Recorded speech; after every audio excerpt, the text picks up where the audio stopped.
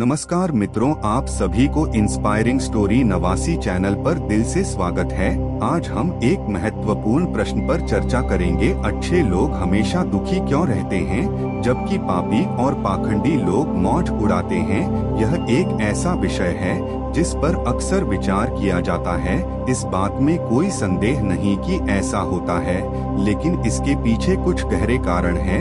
आज हम इन्हीं कारणों को एक धार्मिक कहानी के माध्यम से समझने का प्रयास करेंगे। प्रिय दर्शकों, आज की कहानी बेहद ज्ञानवर्धक और प्रेरणादायक है, इसलिए मैं आपसे निवेदन करता हूं कि आप अपना कुछ समय निकालकर इसे अंत तक ध्यानपूर्वक सुने। पूरी कहानी सुनने से आपको जीवन के महत्वपूर्ण सबक मिलेंगे जो आपके भविष्य को बेहतर बना सकते हैं। तो चलिए बिना समय गवाए इस अद्भुत कहानी की शुरुआत करते हैं। एक छोटे से नगर में कबीर नाम का लड़का रहता था। कबीर दिन रात अपने आसपास के लोगों को देखकर एक सवाल में उलझा रहता। उसने देखा कि जो लोग दूसरों की मदद करते हैं, सच्चाई और ईमानदारी के रास्ते पर चलते हैं, उनके साथ हमेशा कुछ ना कुछ बुरा होता है। वहीं जो लोग झूठ फरेब और छल कपट में लगे रहते हैं, वे अक्सर सुखी और सफल नजर आते हैं। कबीर के मन में यह सवाल बार बार आता, लेकिन इसका उत्तर उसे कहीं नहीं मिल पा रहा था। वह सोचता, आखिर ऐसा क्यों होता है?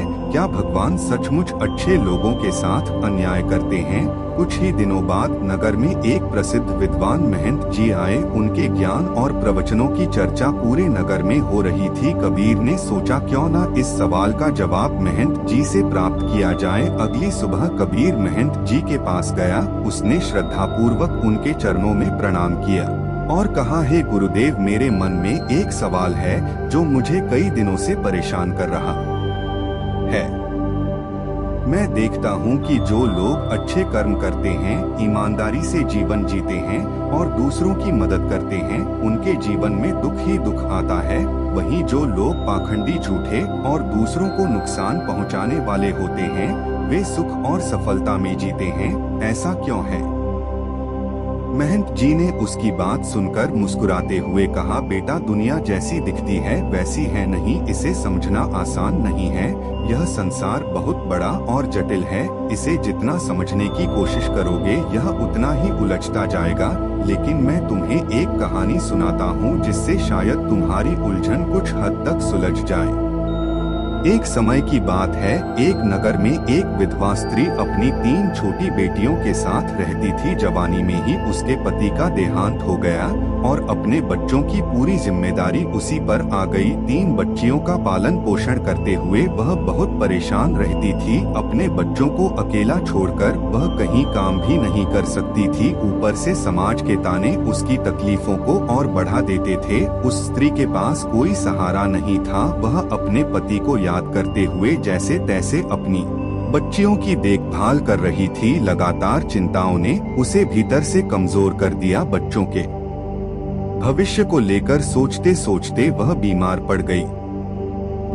एक दिन ऐसा आया जब उसकी तबीयत इतनी बिगड़ गई कि उसका अंत समय निकट आ गया। मृत्यु के समय यमराज ने अपने सेवक चित्रगुप्त को उस स्त्री के प्राण लेने के लिए भेजा। जब चित्रगुप्त वहां पहुंचे तो उन्होंने देखा कि वह बीमार पड़ी हुई है और उसकी 3 छोटी बच्चियां उसके पास बैठकर बिलखकर रो रही हैं। बच्चियों की दशा देखकर चित्रगुप्त का हृदय पसीज गया। वे सोचने लगे, यदि मैं स्त्री के प्राण लेकर चला गया तो इन मासूम बच्चियों का क्या होगा? कौन उनकी देखभाल करेगा? कौन उन्हें सहारा देगा? यह सोचते सोचते चित्रगुप्त का मन विचलित हो गया। कुछ समय तक विचार करने के बाद उन्होंने निर्णय लिया कि वे उस स्त्री के प्राण लिए बिना ही यमलोक लौट जाएंगे। जब चित्रगुप्त यमलोक पहुँचे तो यमराज ने उनसे पूछा, चित्रगुप्त, तुम खाली हाथ क्यों लौट आए? क्या तुम उस स्त्री के प्राण लेने नहीं गए थे? चित्रगुप्त ने सिर झुकाकर उत्तर दिया, हे स्वामी, क्षमा करें, मैं चाहकर भी उस स्त्री के प्राण नहीं ले सका। जब मैं वहां पहुंचा तो मैंने देखा कि उसकी 3 मासूम बच्चियां उसकी देह से लिपट कर रो रही थी। यदि मैं उस स्त्री के प्राण लेकर आ जाता तो इन बच्चियों का क्या होता? पृथ्वी के लोग स्वार्थी और निर्दय हैं। कोई भी इन बच्चियों का सहारा नहीं बनता। चित्रगुप्त ने अपनी बात जारी रखते हुए कहा, हे यमराज, मेरी आपसे प्रार्थना है कि उस विधवा स्त्री को कुछ समय के लिए जीवन दान दे ताकि वह अपनी बच्चियों का पालन पोषण कर सके और उन्हें आत्मनिर्भर बना सके। इसके बाद आप उसका जीवन ले सकते हैं। चित्रगुप्त की ऐसी बातें सुनकर यमराज ने कहा, हे चित्रगुप्त, इस संसार के सभी प्राणियों की मृत्यु निश्चित समय पर ही होती है। ना कोई किसी की आयु घटा सकता है और ना कोई बढ़ा सकता है। ना तुम किसी को जीवन दे सकते हो और ना ही समय से पहले किसी के प्राण ले सकते हो। जो भाग्य में लिखा होता है वही उचित समय पर होता है। तुमने सृष्टि के नियमों का उल्लंघन किया है, जो एक गंभीर अपराध है। इसके लिए तुम्हें दंड अवश्य भोगना पड़ेगा। यह सुनकर चित्रगुप्त ने हाथ जोड़कर यमराज से पूछा, हे प्रभु, मेरा अपराध क्षमा करें, किंतु मेरा उद्धार कब और कैसे होगा? यमराज ने गंभीर स्वर में कहा, तुम्हें अब पृथ्वी लोक पर मनुष्य रूप में जन्म लेना होगा और अपने इस अपराध का दंड भोगना होगा। वहां जाकर जब तुम 3 बार अपनी मूर्खता पर खिलखिलाकर हंस लोगे तभी तुम्हारा उद्धार होगा। इतना कहकर यमराज ने चित्रगुप्त को पृथ्वी पर धकेल दिया। चित्रगुप्त ने खुद को धरती पर नग्न अवस्था में पाया। मृत्यु लोक के नियमों के अनुसार जब कोई मनुष्य जन्म लेता है तो वह वस्त्र विहीन होता है। ठंड से ठिठुरता हुआ वह सड़क के किनारे पड़ा था। उसी समय एक मोची वहां से गुजर रहा था। वह ठंड से बचने के लिए अपने बच्चों के लिए कपड़े खरीदने निकला था। रास्ते में उस नग्न व्यक्ति को ठंड में कांपते हुए देखकर उसे दया आ गई। उसने अपने बच्चों के लिए कपड़े न खरीदकर उस व्यक्ति के लिए कपड़े और कंबल खरीद दिए। मोची ने चित्रगुप्त को कपड़े देते हुए कहा, भाई, ठंड में इस तरह पड़े रहोगे तो जान नहीं बचेगी। ये कपड़े और कंबल लो। चित्रगुप्त ने कृतज्ञता से कहा, हे भाई, आपने मेरे लिए इतना बड़ा उपकार किया है, किंतु मेरा ना कोई परिवार है, ना कोई घर और ना ही भोजन का साधन। मैं अब कहाँ जाऊँ? मोची ने कहा, भाई, यदि ऐसा है तो मेरे साथ चलो, मैं तुम्हें भोजन और काम दिलाने की व्यवस्था कर दूंगा। मोची चित्रगुप्त को अपने साथ घर ले गया, लेकिन जैसे ही जी घर पहुंचा उसकी पत्नी ने देखा कि वह बच्चों के लिए कपड़े लाने गया था, पर कपड़े तो लाया नहीं, उल्टा एक अनजान व्यक्ति को घर ले आया। यह देखकर उसकी पत्नी आग बबूला हो गई। गुस्से से भरी पत्नी चिल्लाते हुए बोली, तुम बच्चों के कपड़े लेने गए थे और लाए क्या? एक अजनबी आदमी, तुम्हें परिवार की चिंता है भी या नहीं? हम खुद जैसे तैसे गुजारा कर रहे हैं और अब तुम इसे भी घर ले आए। पत्नी की यह बातें सुनकर घर का माहौल गर्म हो गया। वह मोची के साथ लड़ने झगड़ने लगी और उसे भला बुरा कहने लगी। यह देखकर वह चित्रगुप्त बहुत जोर जोर से हंस पड़ा। चित्रगुप्त को हंसता हुआ देखकर मोची ने हैरानी से पूछा, भाई, तुम हंस क्यों रहे हो? ऐसा क्या देख लिया तुमने? चित्रगुप्त ने मुस्कुराते हुए कहा, भाई, मेरी हंसी का रहस्य मैं अभी नहीं बता सकता, समय आने पर सब कुछ बता दूंगा। इसके बाद चित्रगुप्त मोची के घर पर रहने लगा और उसने मोची का सारा काम सीख लिया। वह सुंदर जूते बनाने लगा। धीरे धीरे मोची के जूते पूरे राज्य में प्रसिद्ध हो गए। बड़े बड़े राजा महाराजा भी उसके जूते खरीदने आने लगे। मोची का भाग्य ऐसा चमका कि उसके घर में धन की कोई कमी नहीं रही। एक दिन राजा का एक सिपाही कीमती चमड़ा लेकर मोची के पास आया और बोला, सुनो मोची, हमारे महाराज इसी चमड़े से बने जूते पहनना चाहते हैं। यह चमड़ा बहुत अनमोल है, ध्यान रहे कि इससे बेहतरीन जूते बनाओ, यह खराब नहीं होना चाहिए। सैनिक चमड़ा देकर चला गया। मोची ने चित्रगुप्त को समझाया, देखो, यह महाराज के जूते हैं, इसमें कोई गलती मत करना, इस चमड़े से जूते ही बनाना। अगर चप्पल बना दी तो राजा बहुत नाराज हो जाएंगे और हमें कठोर सजा मिलेगी। मोची के बार बार समझाने के बावजूद चित्रगुप्त ने जानबूझकर उस चमड़े की चप्पल बना दी। जब मोची ने चप्पल देखी तो उसकी सांसें फूलने लगी। वह चित्रगुप्त पर चिल्लाया, तूने क्या कर दिया? मैंने तुझसे बार बार कहा था कि जूते बनाने हैं, लेकिन तूने चप्पल बना दी। अब राजा हमें नहीं छोड़ेगा, हमारा पूरा परिवार मारा जाएगा। मोची का गुस्सा देखकर चित्रगुप्त खिलखिलाकर हंसने लगा। यह देखकर मोची गुस्से से बोला, अरे मूर्ख आदमी, सारा काम बिगाड़ कर अब हंस रहा है। चित्रगुप्त ने शांत स्वर में कहा, देखो, राजा का सिपाही जूते लेने आ रहा है।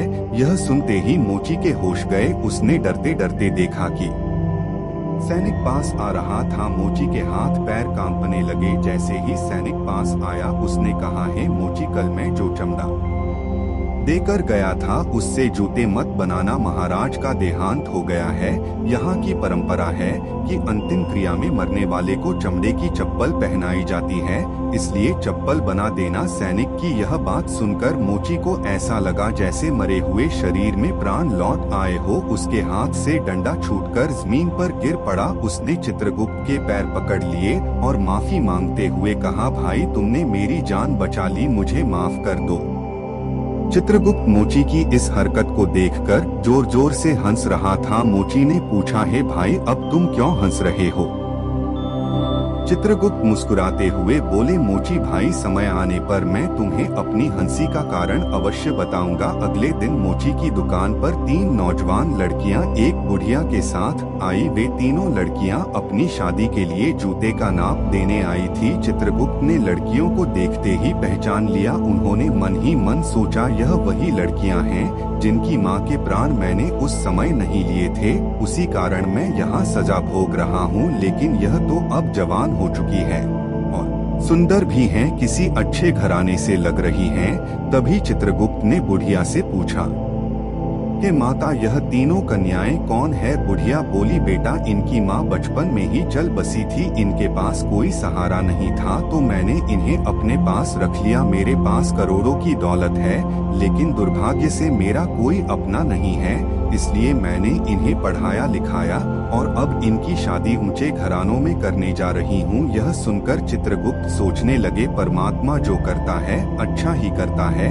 यदि उस समय इनकी माँ नहीं मरी होती तो यह तीनों गरीबी और भूखमरी में अपना जीवन बिताती, लेकिन आज यह बुढ़िया इन्हें करोड़पति बना चुकी है और इनकी शादी भी बड़े घरों में होने जा रही है। सच में भगवान की योजना मनुष्य से कहीं बेहतर होती है। यह सोचकर चित्रगुप्त अपनी तीसरी मूर्खता पर जोर जोर से हंसने लगे। मोची ने पूछा, है भाई अब तुम किस लिए हंस रहे हो? कृपया अपनी हंसी का रहस्य बताओ। चित्रगुप्त ने कहा, है भाई मैं तुम्हें अपनी हंसी का कारण बताता हूँ। मैं चित्रगुप्त हूँ। जब यह तीनों लड़कियाँ छोटी थी तो इनकी माँ की मृत्यु निकट आ गई थी, लेकिन इन मासूम बच्चियों पर दया कर मैंने उनकी माँ के प्राण नहीं लिए। इसी कारण यमराज ने मुझे श्राप देकर धरती पर भेज दिया। मैं निर्वस्त्र सड़क किनारे पड़ा था, तब तुमने मुझे अपने घर बुलाया। घर पहुंचने पर तुम्हारी पत्नी ने तुम्हें खूब डांटा। वह इस बात पर नाराज थी कि तुमने अपने बच्चों के कपड़ों के पैसों से मेरे लिए कंबल और कपड़े खरीद दिए। तब मैंने पहली बार तुम्हारी पत्नी की मूर्खता पर हंसी की थी। वह उन पैसों के खोने पर दुखी हो रही थी, लेकिन उसे यह समझ नहीं आया कि हमारी मदद से तुम्हारे घर की किस्मत बदलने वाली है। दूसरी बार मुझे हंसी तुम्हारी मूर्खता को देखकर आई जब तुम मुझे राजा के लिए जूतों की जगह चप्पल बनाने के लिए डांट रहे थे। तुम केवल राजा के जूतों की चिंता कर रहे थे, लेकिन तुम्हें यह पता नहीं था कि राजा के साथ क्या घटना घट गई थी। पूरे नगर को पता चल गया था कि राजा की मृत्यु हो चुकी है, लेकिन तुम्हारा ध्यान केवल राजा के जूतों पर था। बस हम वही देखकर हंस पड़े जो हमारे सामने होता है, पर हम उन घटनाओं को नहीं देख पाते जो भविष्य में होने वाली होती हैं। परमात्मा कई बार हमारे साथ ऐसी घटनाएं करते हैं जो पहली नजर में बुरी लगती हैं, परंतु उनका परिणाम हमारे लिए अच्छा होता है। मनुष्य को बुरा देखकर अक्सर परमात्मा को दोष देना स्वाभाविक लगता है, लेकिन हम उस अच्छाई को नहीं देख पाते जो भविष्य में हमारे साथ होने वाली होती है। कई बार हमारे साथ अच्छा होता है, लेकिन भविष्य में उसका बुरा परिणाम भी हो सकता है। हर घटना के साथ अच्छा और बुरा दोनों परिणाम जुड़े होते हैं। हमें हर परिस्थिति को समय की होनी मानकर स्वीकार करना चाहिए। ईश्वर जो भी करते हैं उसके पीछे उनकी भलाई की योजना छिपी होती है। प्रिय दर्शकों, अब हम आपको बताते हैं कि अच्छे लोग अक्सर दुखी क्यों रहते हैं। दोस्तों, अच्छे लोगों के साथ बुरा इसीलिए होता है क्योंकि उनके जीवन में बाद में कुछ बड़ा और अच्छा होने वाला होता है। वही जब मनुष्य के साथ बुरा होता है तो वह ईश्वर की शरण में जाता है, ईश्वर का नाम स्मरण करता है, जिससे उसके सारे पाप और दोष मिटने लगते हैं। ईश्वर की भक्ति ही मोक्ष का सच्चा मार्ग है और केवल अच्छे लोगों को ही बार बार ईश्वर की भक्ति का अवसर मिलता है। मित्रों, इस कहानी से हमें यह शिक्षा मिलती है कि ईश्वर की कोई भी योजनाएं सदैव हमारी भलाई के लिए होती है, भले ही वे पहली दृष्टि में बुरी लगे। मनुष्यों की दृष्टि सीमित है, वह केवल वर्तमान को देखता है, लेकिन ईश्वर संपूर्ण भविष्य को देखते हुए निर्णय लेते हैं। जब हमारे साथ बुरा होता है तो हमें धैर्य रखना चाहिए और अपने कर्मों पर विश्वास बनाए रखना चाहिए। कई बार हमारी कठिनाइयां हमारे चरित्र को मजबूत करती हैं और हमें ईश्वर की भक्ति के करीब लाती हैं। सच्चे भक्तों को ही ईश्वर के प्रति समर्पण का अवसर बार बार मिलता है।